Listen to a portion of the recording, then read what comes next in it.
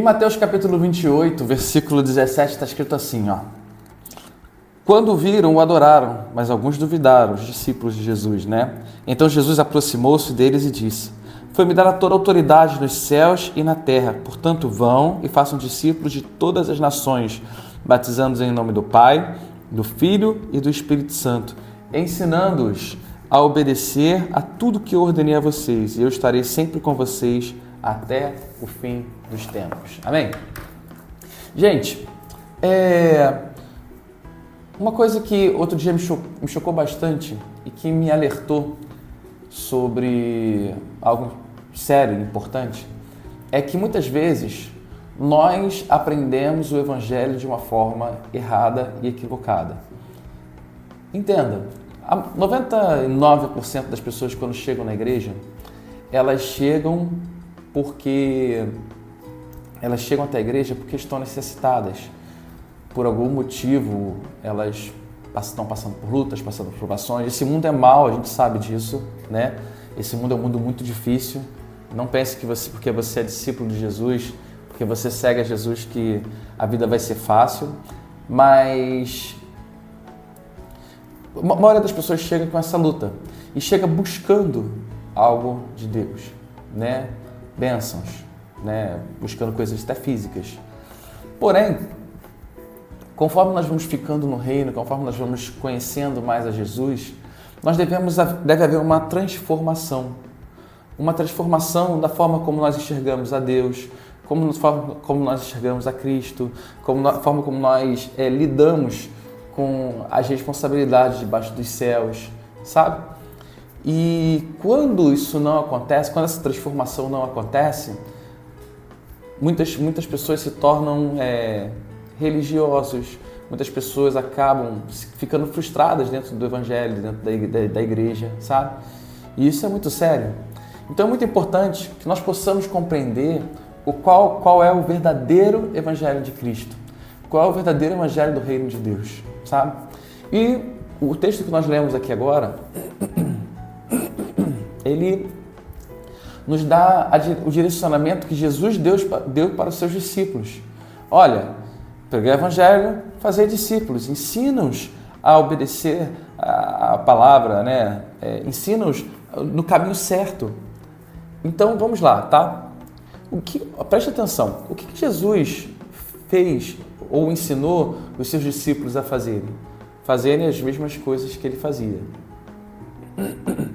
Jesus, quando chamou os seus discípulos, falou: me segue, vamos embora. Eu vou fazendo, em outras palavras, vou fazendo, vocês vão atrás aprendendo, tá? A partir disso, nós vamos vivendo outras coisas, vamos avançando para o sobrenatural. A partir disso, Jesus fez o quê? Eu vou partir, eu vou para o lado do meu Pai.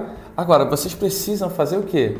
Vocês precisam continuar as minhas obras, continuar os meus atos, continuar avançando com os meus atos. Espalhem o meu reino por onde quer que vocês forem. Espalhem o meu reino para que ele continue avançando, sabe? E a nossa missão como igreja é exatamente essa. Primeiro, tá? Enxergarmos a Deus como ele realmente é. Eu estava falando sobre isso, sobre uma pessoa que eu estava conversando, e ela estava falando exatamente sobre isso. Eu enxergava Deus de uma forma diferente. Eu enxergava Deus de uma forma rígida, uma forma pesada, sabe? E de repente eu descobri que Deus, ele é um Pai amoroso, é um Pai que nos ama, um Pai que tem um carinho, tem um cuidado conosco, que quer nos fazer crescer e quer nos fazer avançar, sabe? E fora isso, muitas vezes, há muitas pessoas também que, por exemplo, estão acostumadas a chegarem na igreja e serem apenas uma pessoa que está sentada num banco, ou apenas um membro da igreja. Só que é muito além disso. Jesus nos chama a ser discípulos. Jesus nos envia como discípulos. Isso quer dizer o quê? Sabe? Que nós temos uma responsabilidade de representarmos o reino de Deus aqui nessa terra. Pastor, mas então eu vou ter que me tornar pastor? Eu vou ter que viver para 100%? Não é isso. 90, sei lá quantos por cento das pessoas não são chamadas para viver o reino simplesmente dentro da igreja. mas elas são chamadas para irem à igreja, se capacitarem, estarem uns com os outros, se conectarem com outras pessoas, aprender, para que depois elas possam ir lá para fora e serem representantes de Cristo no mundo. A palavra diz, sejam luz, sejam sal. E que tipo de representante nós temos sido? E é a pergunta mais direta, né? Que tipo de representante você tem sido no reino? Sabe? Como você tem representado esse amor de Jesus? Você é uma pessoa piedosa, você é uma pessoa amorosa, você é uma pessoa que perdoa, você é uma pessoa que... Ou você é uma pessoa que as pessoas não querem nem andar do lado, ou é uma pessoa que faz aquelas coisas no meio da rua que ninguém gosta. Na sua família, como é você enxergado? Como as pessoas te veem, sabe? É muito sobre isso, sabe? Nós precisamos representar Jesus. Nós precisamos nos preocuparmos com as obras que Deus está fazendo. E muitas vezes essas obras, elas não estão sendo feitas simplesmente dentro da igreja, mas estão sendo feitas dentro da sua casa, na sua família, no seu trabalho, sabe? Então, qual é a nossa missão como igreja? É dizermos, Senhor, eis-me aqui, envia-me a mim, sabe? Para que eu possa representar aquilo que o Senhor quer fazer aqui na terra. E uma outra pergunta interessante é, o que você está fazendo aqui nessa terra, Pai? O que o Senhor está fazendo aqui nessa terra?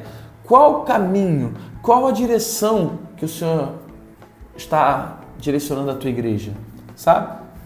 É interessante esse negócio de igreja, né? Porque quando nós falamos sobre isso, existem diversos ministérios e muitas vezes as pessoas não entendem o porquê de tantos ministérios.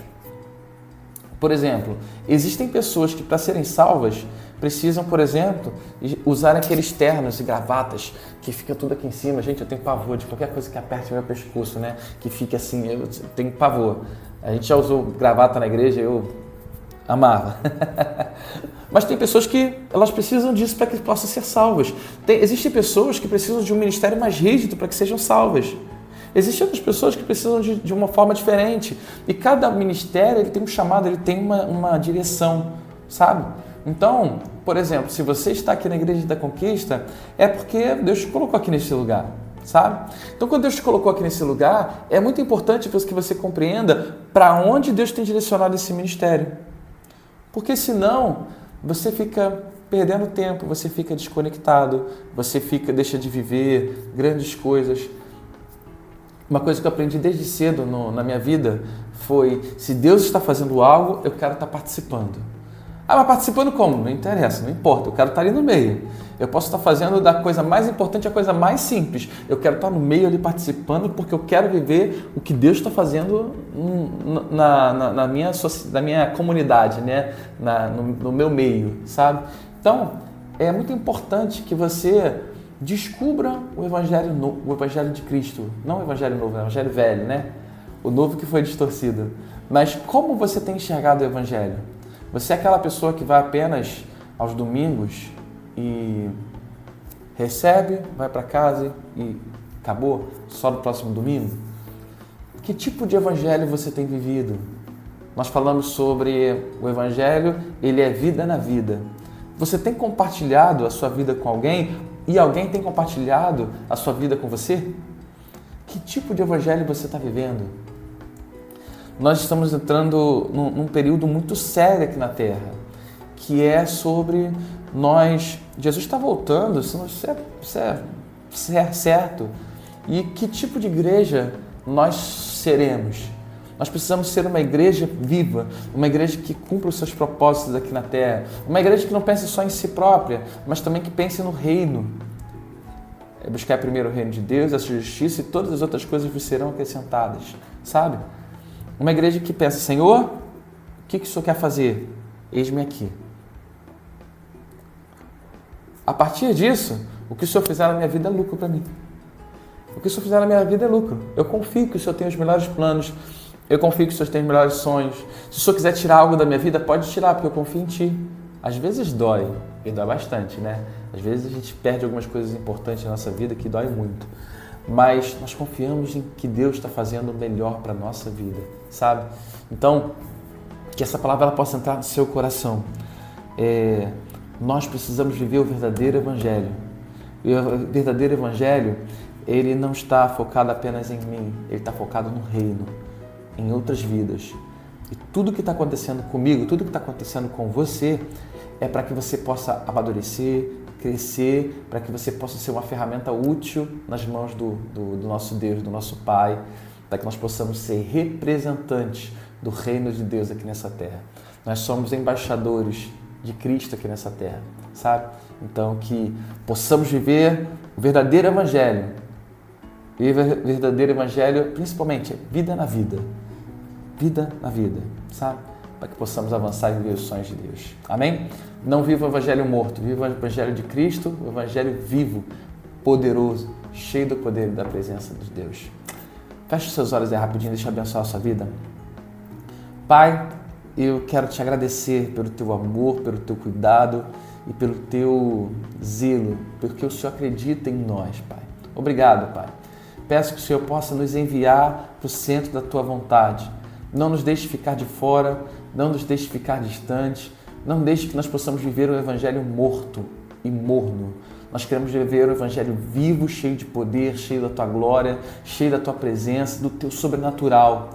Que o Senhor nos envie como cartas vivas, como ecos do teu reino. Que o Senhor nos envie para que possamos fazer os teus atos aqui nessa terra, Pai. Eis-nos aqui, Senhor.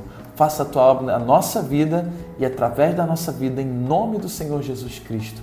Que os seus sonhos se realizem sobre a nossa vida. Que os teus planos se realizem sobre a nossa vida.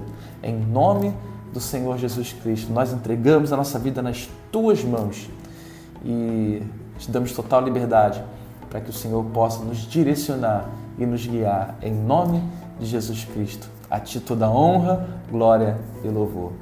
Amém? Glória a Deus. Deus abençoe a sua vida. Fica na paz. Beijo no seu coração.